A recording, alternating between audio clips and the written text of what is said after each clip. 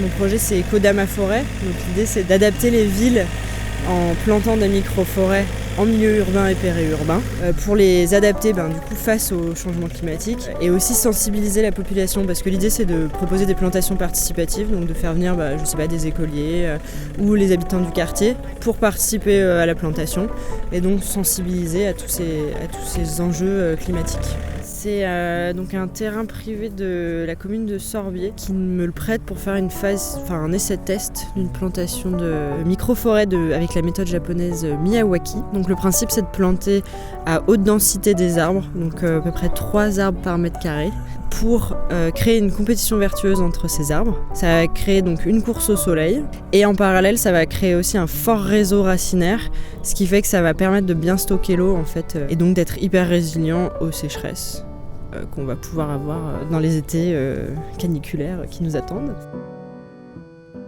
Il y a 30 essences qui vont être plantées et ça permet donc de faire un îlot de fraîcheur, un îlot de biodiversité.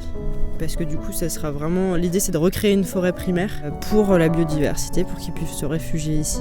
Dès la première année, il y a un retour de la biodiversité. C'est important d'avoir une diversité, effectivement, pour la méthode. Et en plus, elles ont été sélectionnées dans des pépinières qui sont labellisées végétales locales. Du coup, c'est des arbres qui viennent du coin, qui s'adaptent au climat local et qui n'ont pas fait des milliers de kilomètres pour venir s'implanter ici.